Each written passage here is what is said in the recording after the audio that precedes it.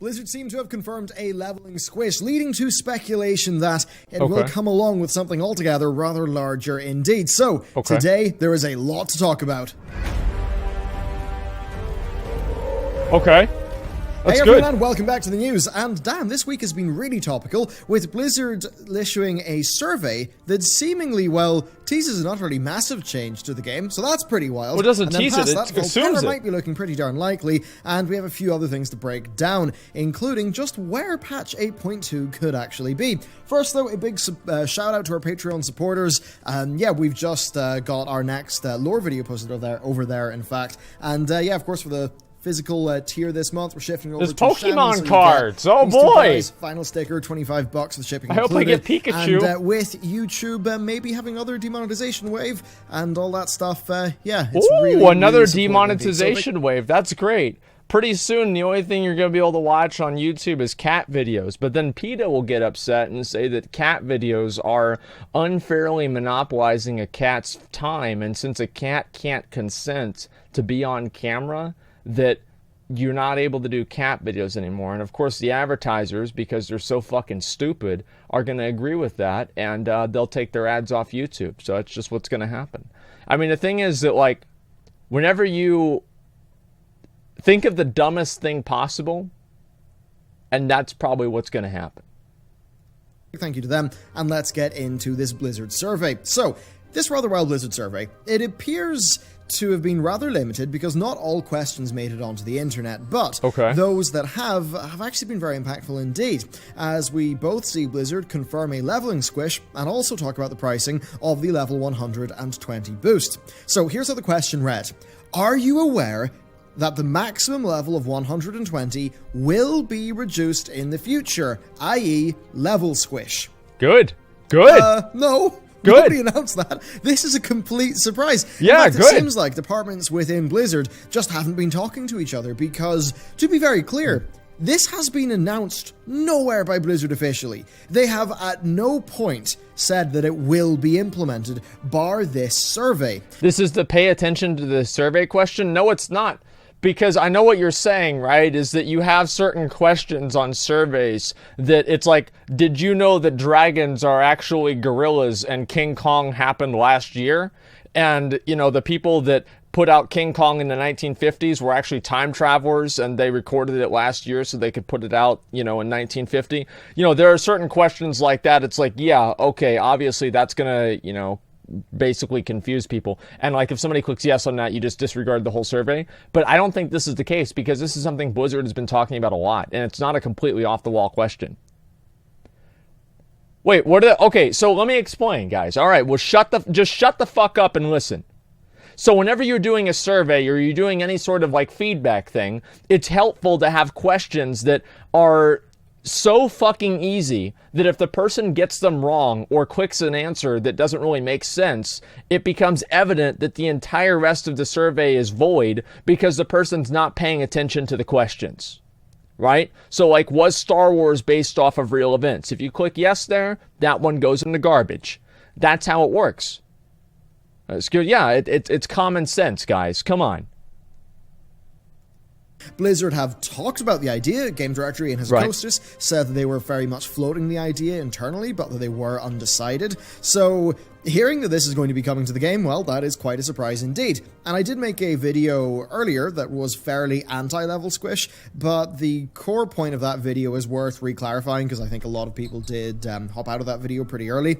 So that my point was that decreasing the number of levels doesn't really solve the core progression problems of the game that much. No. Right, like, so if you have the game's total number of experience and hours be the same, but you half the number of levels, with each level being twice as long, you're essentially left with the same thing. You're just changing the numbers, and Bellular's right, obviously. Like, the level Squish is it only works if the philosophy behind leveling is also changed at the same time. So I don't think leveling Squish is a bad idea. I think it's a great idea. I love the idea of a leveling Squish. That being said, Bellular is right that if they literally divide everything by 2, the only thing that's going to help is some sort of like psychological perception that people that don't play the game might have that would make them think that, oh, well, you know, it would be taking longer to level, right? That's all they would do.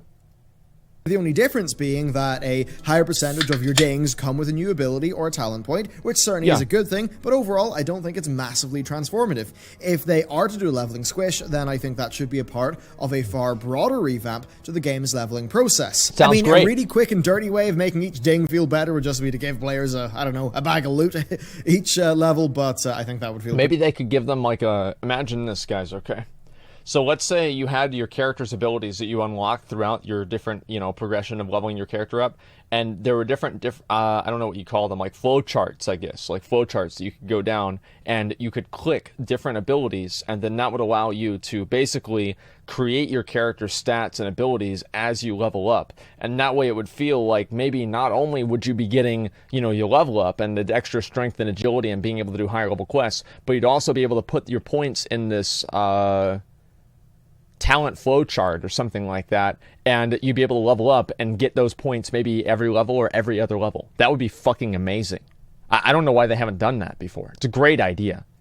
Pretty cheap. Now, in my previous video, I did float some ideas for talent revamps, including one that would work alongside the game's current style of talents. Yeah, bring out the old one again. One that was a separate Simple. class-based progression system that would be far less about throughput and far more about like ability, utility and interesting things. Something similar to the mastery system of Guild Wars 2. Indeed, something that Blizzard could easily expand into Endgame and then also use to reinforce class fantasy. It's pretty simple though. If Eastern Kingdoms and Kalimdor are just level 1 to 30, Outland and Northrend are maybe 30 to 35, Cata and Mop are 35 to 40, WODs maybe 40 to 50, Legions 50 to 60, and BFA 60 to 70. Well, makes sense. I mean, I just don't think it would change that much, right? The next expansion will just boop you up to level 80 anyway, and you still have the cut down number of talents. I think what matters more here is the design changes that could come with the level squish. So I think that they've already laid good foundations. I think the 7.3.5 combat rebalance and scaling really was a good move overall, but I think they do need to work out how to capitalize on that better gameplay.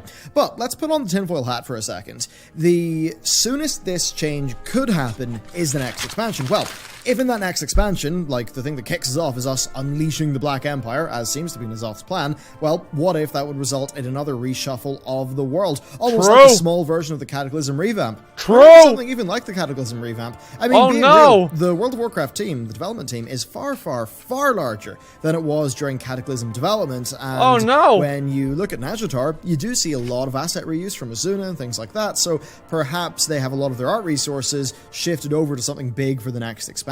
Yeah, we'll see about that. Greatly redefine how leveling works in World of Warcraft. Sometimes I think that if an expansion doesn't go well in the first half, Blizzard's like, hey, look, everybody's just start working on the second one, okay? We'll just call this one a wash. I think that's what happened in WoD, is the first half of it didn't really go too well, and they're like, hey, you know what? Let's just put everybody on Legion and say fuck it. I genuinely think that's what happened. It's like, that picture with like the all the different WoW expansions and with the Eki Homo one thing, and then it showed the WoD one, and it was just a fucking Microsoft Paint drawing of an orc, and it said might finish later if we have the resources. That's basically what I think they're gonna do with BFA. Is they realize that BFA is just people, like, even if they make BFA better, even if they do everything that people want, BFA is an amazing expansion, nobody's going to come back because they just assume that it sucks. And that's the problem that you have whenever you run a release and you make players beta test the product, is they're going to get the perception that the product is what the beta test was. And that's exactly what happened. I don't know. I think that even if they make BFA better, people still aren't going to give a fuck until the next expansion.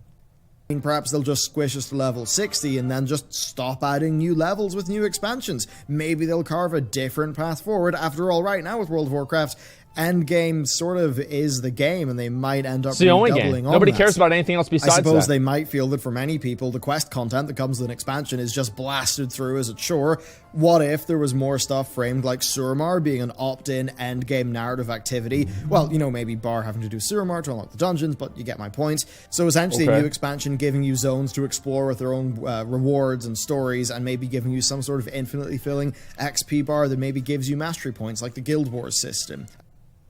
Or like the Diablo system, or like the artifact weapon system.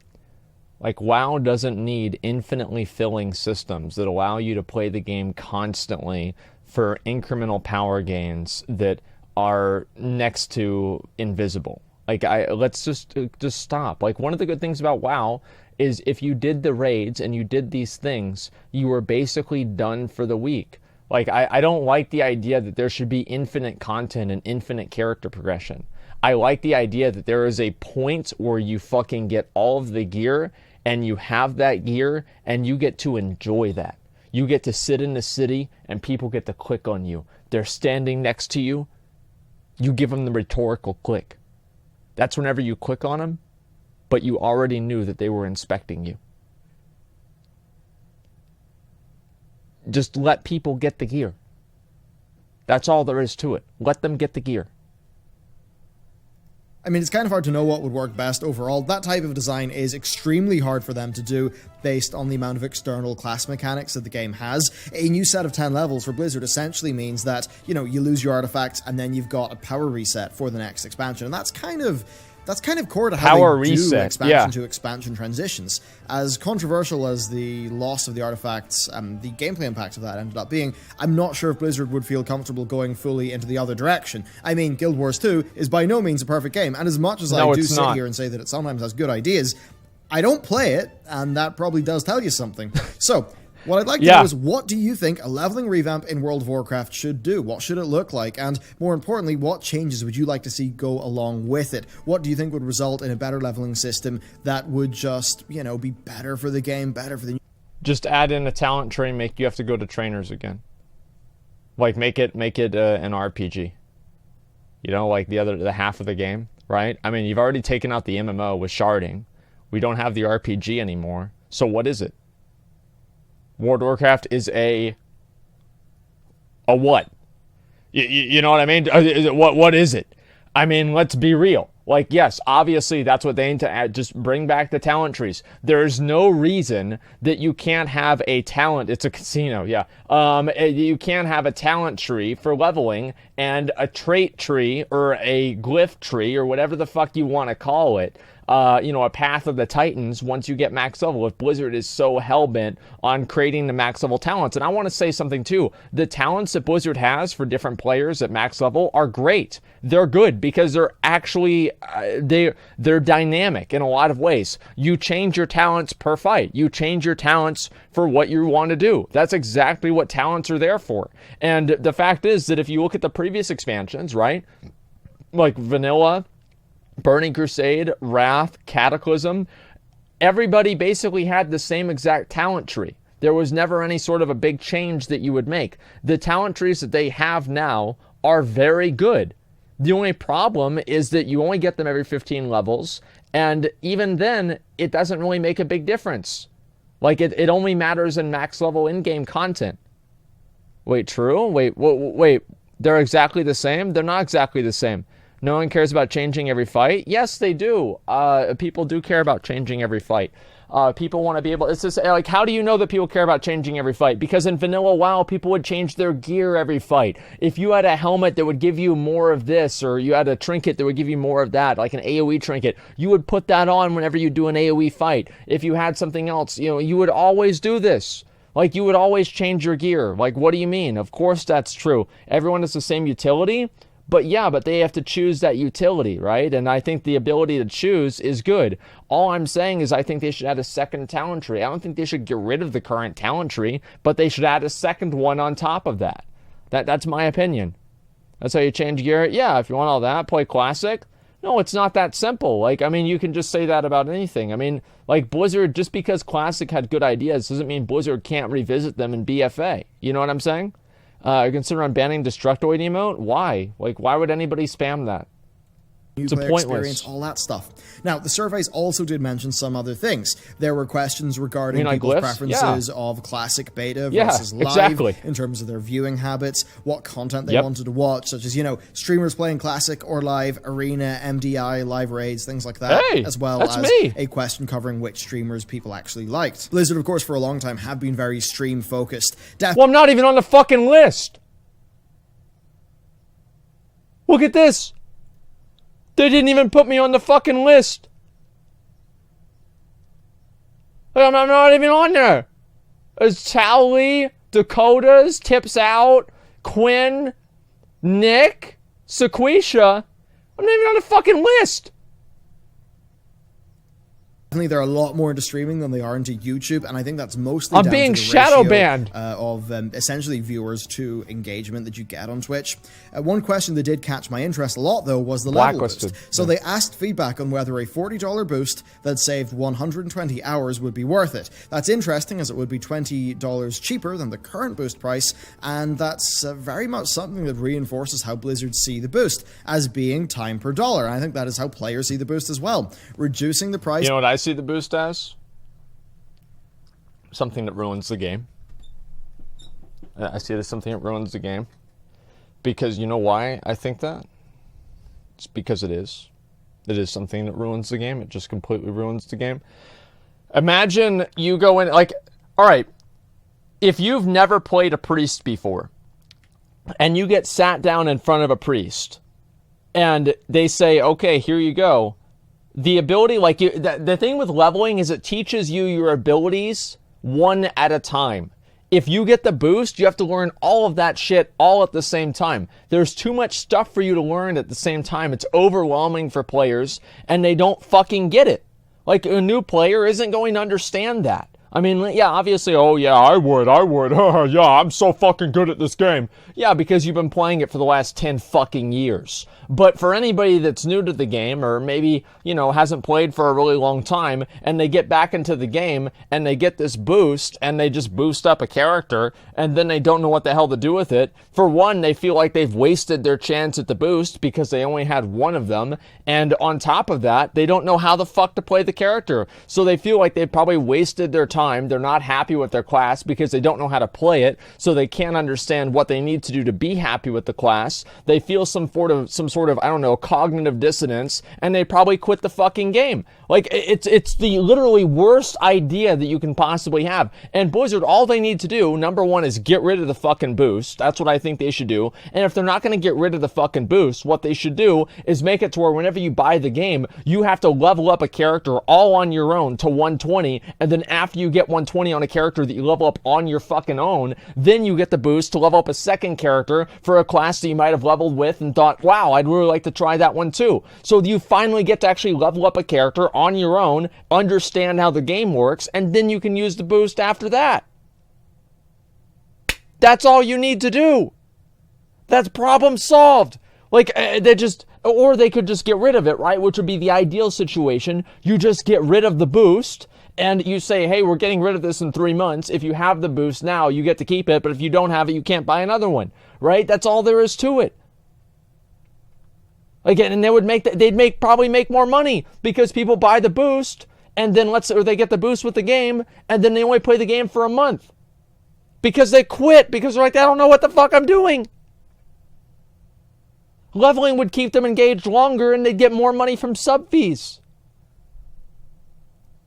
Increases the number of hours saved per dollar spent, just like how raising the time to level also increases the hours saved per dollar spent. It's all about fine-tuning that to really hit maximum profitability, which that's what they care does about. Make sense. After all, they're a business selling a product. They can do what they want. It's up to consumers to, you know, accept or reject that. Yep. Now, the lingering question is whether that sort of thing has a degenerate effect on the design of the game.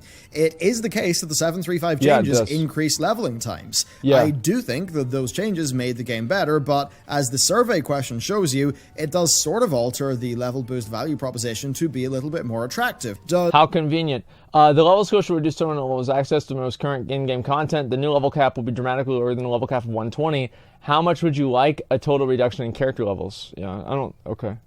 Just want to read that. Does Ian get orders to elongate leveling by 20% to sell more boosts? I mean, he could, but very likely not, in my opinion, which is seemingly why this question is being targeted at price point, which is the other tuning knob of that sort of value equation that they can tweak. Changing it to $40 would mean that sales would have to increase by about 33% in order for them to make the same amount of money, but the thing is, because they would just be shifting more product that way, they would be making the same amount of money by burning through the potential market faster, by which I mean people who want to boost characters will have boosted their characters with the discount, reducing the size of the, you know, potential boost market. Now, Blizzard probably has the numbers to know that that will not happen, and what they're trying to do is work out, will that 33% price cut actually lead to 33% more sales? And obviously, they'd want a lot more than just the 33% boost. Of course, this does make a lot of sense in the broader context of Blizzard needing to get as much revenue in as they can. It has been an extremely quiet time. I think they should probably factor into that how long people stay subscribed. Because I don't know about you guys, but I feel like people are more likely to stay subscribed while they're leveling than whenever they're at max level. Because the game doesn't teach you what you need to do at max level, and because all the content is basically flat and you can just complete all of it very fast,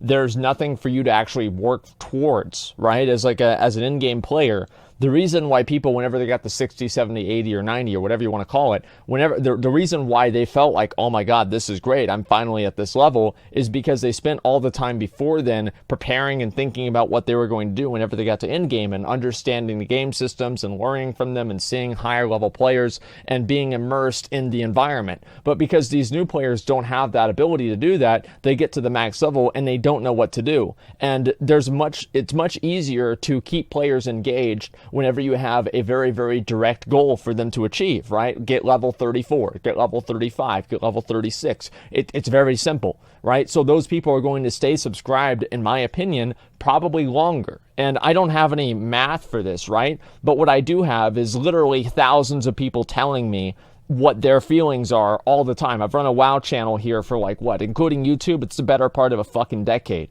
Like, this is what I've heard from people for years. So I would say this is true. Let me go ahead and read a few of these donations before I get too far behind, okay? Just give me 1 second. I only agree with allowing boosts to be used after 120 characters, but I don't think they should be or will be removed while WoW tokens are in the game. When I came back to BFA after barely quitting in Wrath, I paid for my sub and boost with the gold. Yeah, I don't know about the WoW token thing, man. I think that's also... I don't think WoW tokens are as bad as people think they are, because people would buy gold anyway, and this was super common on my server. Everybody bought gold, and it was just a system like that. And Blizzard, at a certain point, it's like if you can't beat them, join them. And there's so much gold selling and everything like that there would be no way to prevent that from happening. Tokens are cancer.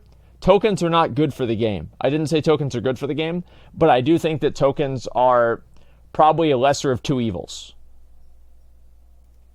For them, World of Warcraft won't have another release for over a year, and then at the same time, Overwatch 2 PvE and Diablo 4, while they almost certainly will be announced at BlizzCon, they're probably still a year or two off, so it is definitely a sort of quiet time for the company. Now, speaking of a buttload of money, it's time to break out the fursuits, because we are talking about the Vulpera. They may have sort of been accidentally leaked again, this is pointed out by Wowhead, and if true, well... it wouldn't be as bad as Battle for Azeroth being leaked via an armor model literally being the 7.3 PTR, but it would be, quite the spicy little leak. So what happened? Well, a cinematic config file that was listing playable race IDs happened to include Vulpera. And yes, it was there, it was in the file, and it was down as an allied race, but it is worth taking this in context. It's just a variable in a file, right? It's, just because it exists doesn't actually mean that it's being used, and it could have just...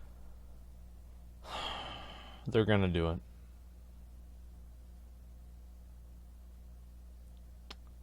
They're gonna do it. Let's be real. They're gonna fucking do it. I mean, this is... I can't believe it, man. This is Blizzard's... Listen, Blizzard has had a hidden furry agenda in WoW for a long time. This is exactly what we've been waiting to see. I can't fucking believe it, man. I don't know, why. Imagine this. Imagine being at a meeting at Blizzard, and someone suggesting that you add furries, these little fucking sex foxes, instead of ogres into the game. Why would you not have a fucking ogre? They're amazing. And this is basically what it is. They're literally, it's they're doing one, not that has been an internal joke or a mistake. It is a joke. By no means is a hard confirmation that Vulpera are coming to the game, though it kind of does suggest it, because it does also come after a Vulpera Brewfest icon was found, so it's hardly in isolation as a data point for us to look at.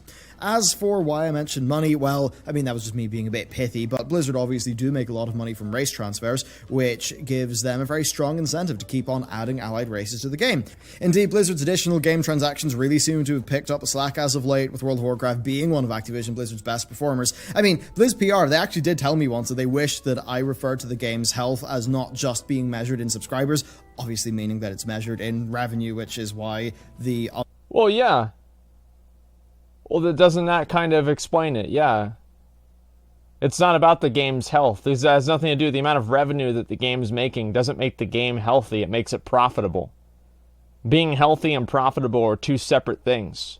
Of course, yeah, you would want... Well, wow. Wouldn't you want the person that's putting out news to about your game to refer to it in a more positive light by reframing different adjectives of describing the game as something that they're not? Yeah, of course you would want that. But, you know, some of us still live in reality here, and we know that there's a big difference between profitability and health. Other optional MTX is a lot more important to them. And I kind of told them, like, oh yeah, I mean, we all know that, but it doesn't exactly look good for you, does it? So that was a bit funny, but true. It is the case. A race transfer, $25. That's 2.5 months of subscription, and it's also the type of thing that is targeting the same type of audience who are already highly engaged in the optional purchases through things like the store mounts. So it very much is a highly effective way to more deeply monetize the cosmetics-driven audience of World of Warcraft. After all, yeah, you could appeal to the mechanically focused gamers who are going to criticize you till the cows come home, or you could just double down on catering to the people who have proven to have a very high conversion rate in the past. I think that's what they're doing. Like, this is... Listen.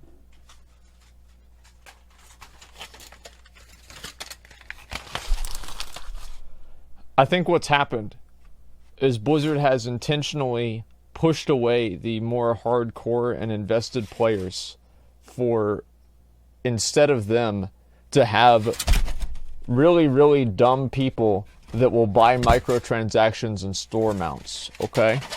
So that's basically what I think this has been a conscious fucking effort, all right? Like, because how, like, it's like they just keep pushing away the hardcore smart people, and they keep bringing in the people that are like, these fucking morons that you see on Twitter and stuff. Whenever Blizzard announces a new pet, they're like, oh my god, I need to pay my medical bills, but he's so cute, I'm gonna buy him. I'm gonna buy one for me and my friend. It's gonna be so good. You know, and that's what it is, isn't it? I mean, give me a fucking break, dude. Like, it's so sad. And you see these fucking weak-minded, pathetic morons on Twitter and Facebook and stuff, and you get to look at them, and they're exactly what you'd expect to see. It's so fucking sad. I don't even know what to say about it, man. Like, I think Blizzard genuinely has done this on purpose. Twitter needs to fucking die. There's nothing. Twitter is great, okay? Now, obviously, there's a lot of stupid shit that happens on Twitter, but for the most part, I like Twitter a lot. Like, I mean, all right. Do you want to hear about your grandmother's fucking political opinions? I mean, at least on Twitter, you get to hear about some dumb fucking kid that you don't know's political opinions. And that's fine, because you just assume they're an idiot and they're too young to vote anyway, so it doesn't affect you. But whenever grandma's doing it, you know she's going to bring that shit up the next time you see her.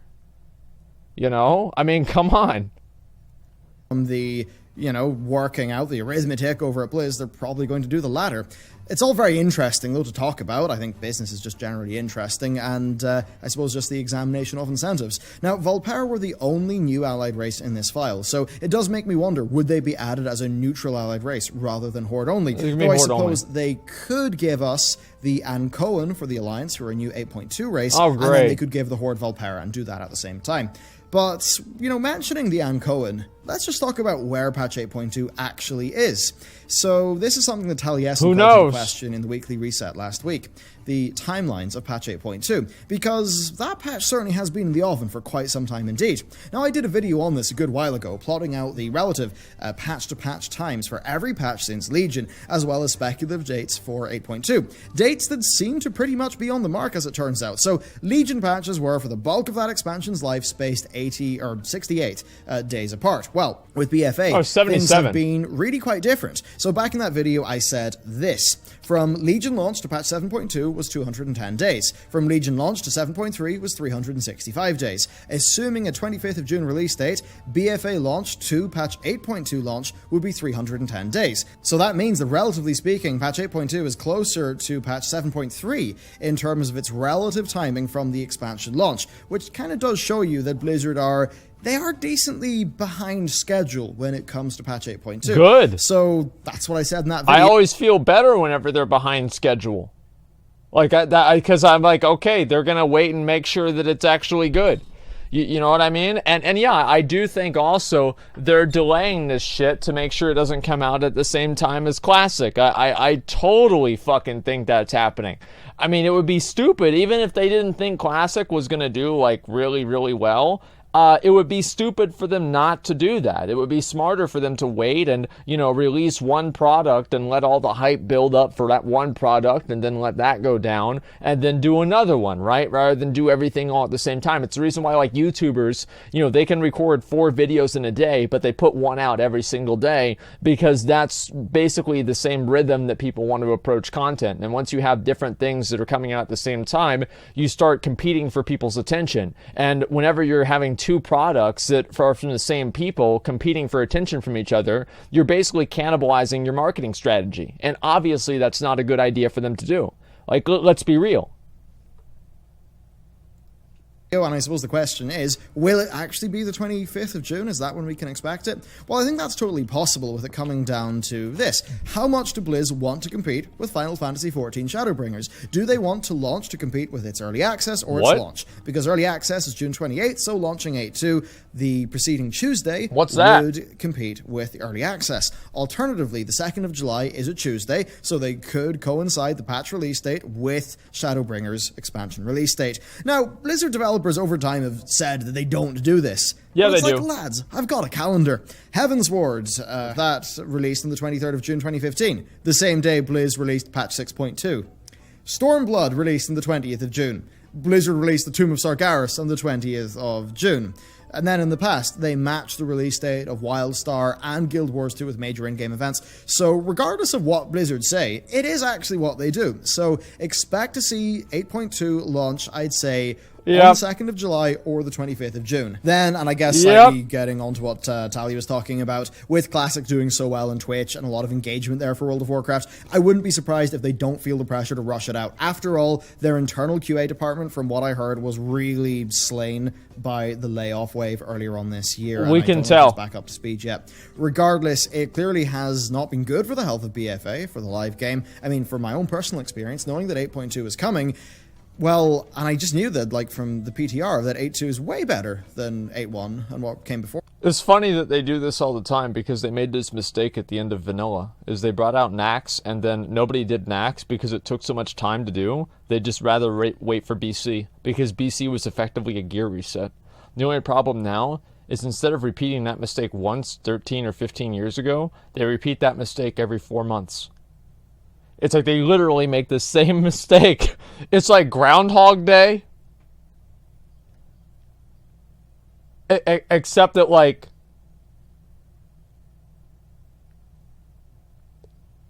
except you do something stupid every day. Yeah, just imagine that. You wake up in the morning, you do the same dumb fucking shit. Like, imagine, like, it's like Groundhog Day, and Bill Murray spills his coffee on his shoes every single time. And he knows he's going to do it, and he does it anyway. Oh, shit. Goes to bed. Oh, shit, I did it again. Oh, shit. Spills it every single time. Or he steps in the puddle. Yeah, I think that's what it was. Yeah, exactly, dude. It's crazy.